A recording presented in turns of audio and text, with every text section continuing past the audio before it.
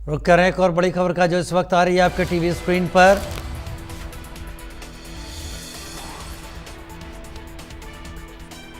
दिल्ली से खबर है, बीजेपी सांसद सुभाष बराला का किसानों के कूच पर बयान।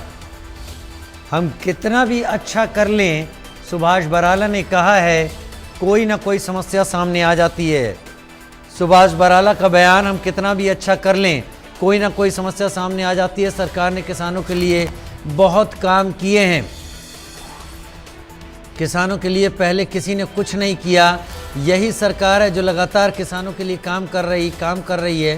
किसान टेबल पर आए, समाधान निकलेगा। प्रदर्शनकारी बनकर अगर रहेंगे तो वो सबके लिए समस्या एक तरीके से होगी, लेकिन ये बोला बराला ने कि किसान टेबल पर आए तभी समाधान निकलेगा। किसानों के लिए पहले किसी ने कुछ नहीं किया। किसानों के लिए जो कुछ भी किया जा रहा है वो इसी सरकार की तरफ से किया जा रहा है।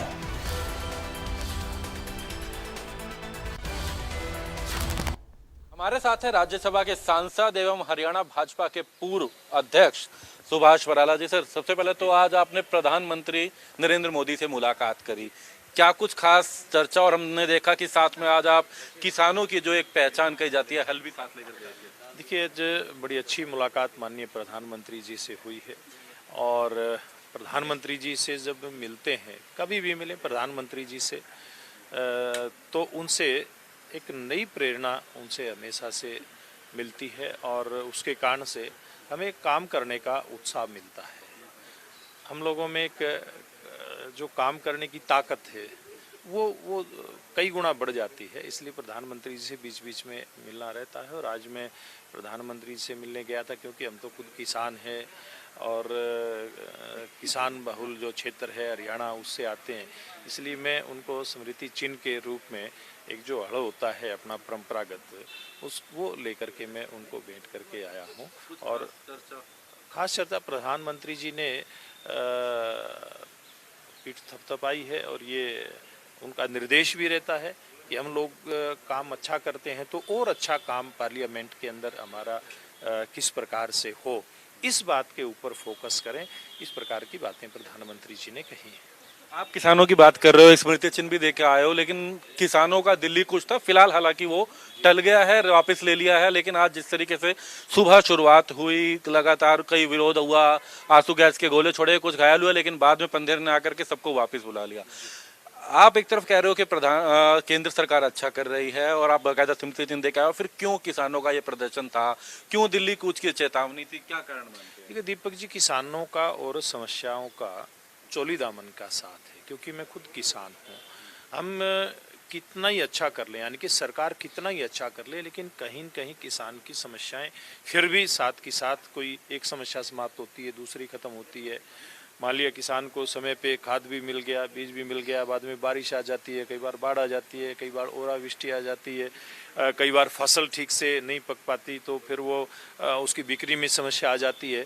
यानी कि किसान का और समस्या का, जैसे मैंने कहा, इसका तो चौड़ी दामन का साथ है। लेकिन मैं एक बात कहना चाहूँगा, किसान भाइयों को कहना चाहूँगा कि हमारी सरकार की नीयत, चाहे वो हमारी केंद्र की सरकार है एनडीए की मोदी जी के नेतृत्व की, या हमारी हरियाणा की सरकार है नायब सैनी जी के नेतृत्व की, दोनों ही सरकारों ने किसानों के मुद्दों के ऊपर बहुत संवेदनशीलता के साथ काम किया है।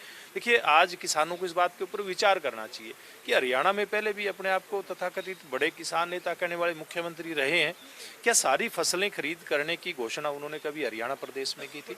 हमारे मुख्यमंत्री नायब सैनी जी ने की। देश के अंदर सरकारें पहले भी रही, बहुत सारी पार्टियों की, कांग्रेस पार्टी के नेतृत्व में यूपीए की सरकार रही, कभी उससे पूर्व दूसरे दलों की सरकारें भी रही।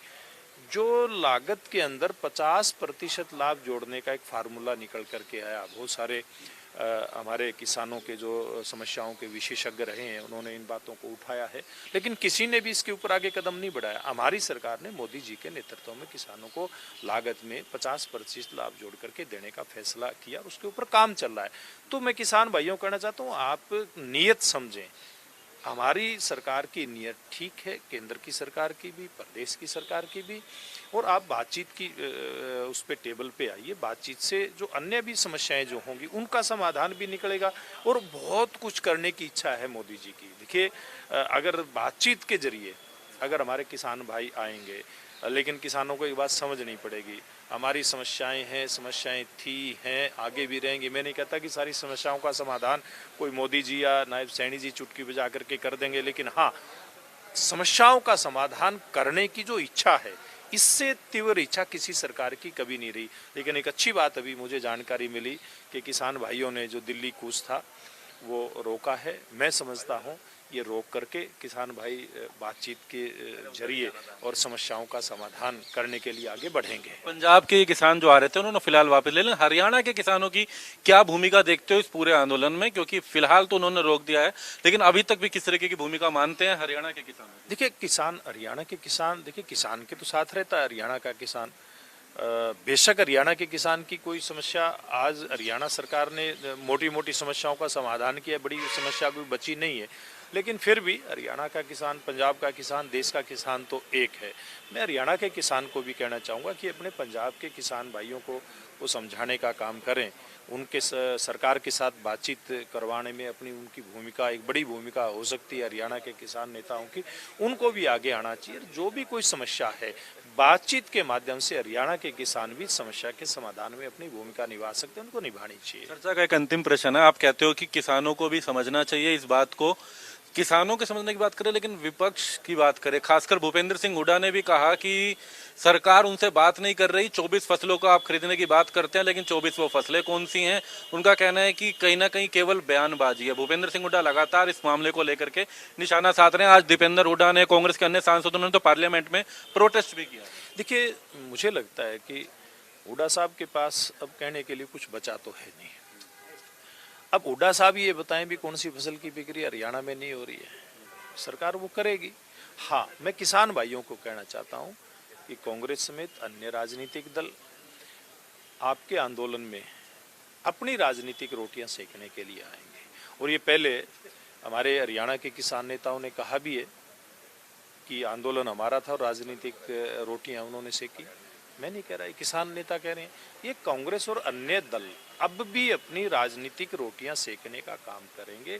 किसान भाई अपनी समस्या के समाधान के ऊपर फोकस करें, तो मुझे लगता है कि मिल बैठ करके समस्या का समाधान होगा। और ये जो राजनीति करने वाले राजनीतिक दलों के नेता हैं, इन लोगों को भी पता चल जाएगा किसान इनके बहकावे में आने वाला नहीं है। तो राज्यसभा सांसद सुभाष बराला जी, जिनका कहना है कि किसानों को विचार करना चाहिए और ऐसे में अगर वो तमाम मुद्दों को लेकर बात करें तो इस पे चर्चा भी हो सकती है, इस पे हल भी निकल सकता है। लेकिन साथ ही साथ उन्होंने विपक्ष पर भी जमकर निशाना साधा कि कांग्रेस जो लगातार इस पर बयानबाजी करे, उनका कहना है कि सबसे पहले तो कांग्रेस बताए कौन सी फसल का यहाँ पर उनको पैसा नहीं मिल रहा, और खासकर कांग्रेस, उनका कहना है कि ये जिस तरीके से राजनीति करना छोड़े तो कहीं ना कहीं उनमें भी सुधार हो सकता है। दिल्ली से सहयोगी इंदर के साथ दीपक शर्मा।